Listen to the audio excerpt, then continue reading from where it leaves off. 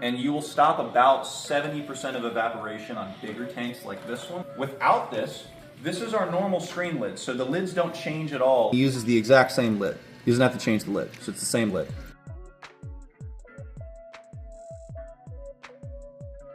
Hey guys, this is Tyler with Top Lids, and I'm here today with a kind of a little bit older of a tank, but it is still a very, very nice tank from Waterbox. This is a Crystal Peninsula 5526, so we're kind of taking a historical travel back in time today.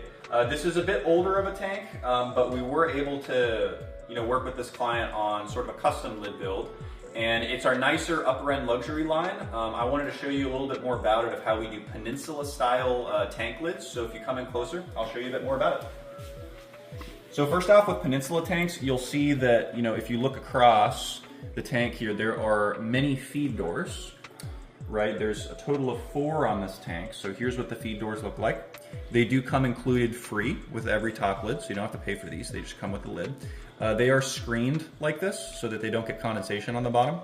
And they're easy to pick up with just 3 fingers like this with one hand. If you have food in one hand and then you have to pick this up with the other hand, it's very, very simple to do. And they do sit recessed down inside the lids like this. So this can't fall in the tank, which actually is a quite large issue for a lot of other tanks, or for a lot of other lids rather, is that the doors will kind of sit on top, and then if you move the lid, sometimes they can like fall in the hole and bump a fish in the head or just get lost. So these don't do that. They sit recessed down inside like this. So really nice little screen feed doors. There are 4 on this Peninsula style tank, just because a Peninsula style tank is like you have rock and fish and coral on both sides of the tank. And so, this feed door allows me to access this kind of quarter of the tank.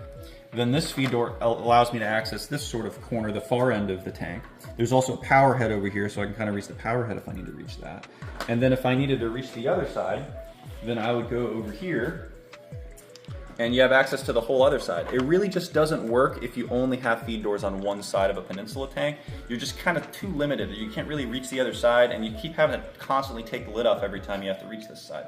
So we choose to do a lot of feed doors on Peninsula tanks, and that is exactly why. The other thing that's important about this lid are the solid covers, which are becoming kind of increasingly popular. These are evaporation covers. Hopefully you guys can see that well. They are just solid panels that go over the lid itself, just like this.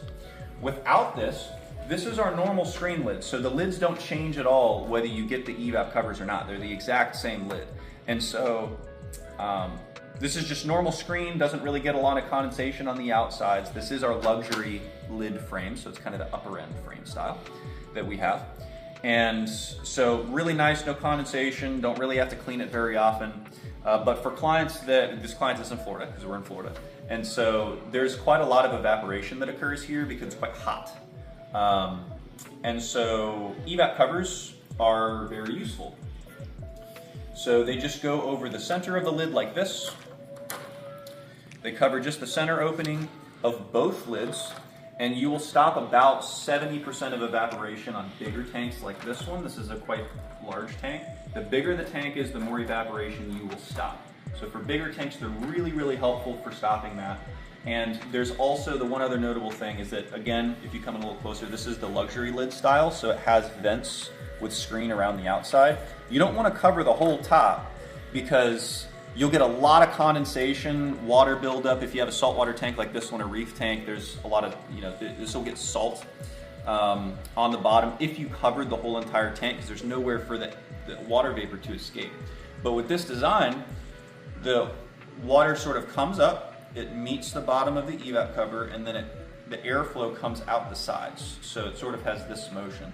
You don't really have a lot of condensation under here. You do still get a little bit because it's a solid piece. But a lot of the water vapor comes out of here.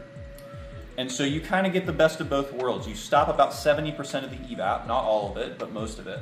And you don't really get a ton of condensation on the bottom. You also still get airflow to the tank, which is really critical for reef tanks to keep pH and other chemistry levels solid. Then I think that the other main thing is over here in this corner. We have just sort of the slot over here, and you might be like, well, what is this for? This is for an auto feeder, actually. So let's see if I can get over here. This is an auto feeder slot, a universal auto feeder slot. And it just has a little door like this. This is our insert door that's called a blank, which is just a screened insert.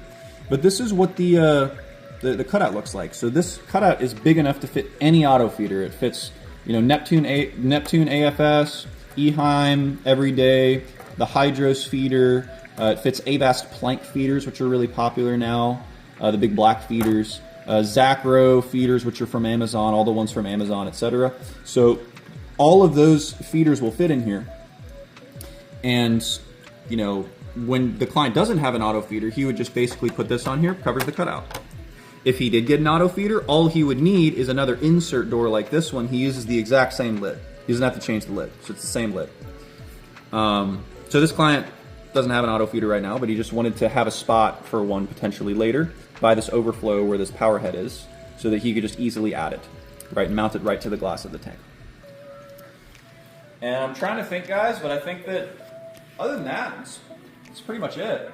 This is pretty much it. So this has been a custom Waterbox Crystal Peninsula 5526 build. I hope you enjoyed this. This was a really fun build. It's a really interesting one because it's a little bit custom. So if you do have a custom tank or sort of one of these older style standard tanks that's kind of out of production, it's discontinued, we do have a lot of measurements for those tanks actually, or if we don't, we could just treat it like a custom project and do it the same way we did with this client. So, you know, if you're interested, you just want to inquire about a lid project, you just want to say hi, then you'll go to toplids.com. There's a phone number at the top of the website that you can either call or text us at, or there is a live chat button at the bottom right side of the website. It's a big orange button that you can just write in there, reach a live agent. We try to be in there as much as we can to help you guys, and then you can talk with one of our team members. So again, this has been Tyler with Top Lids. This was a fun build to show you, and I hope you enjoyed.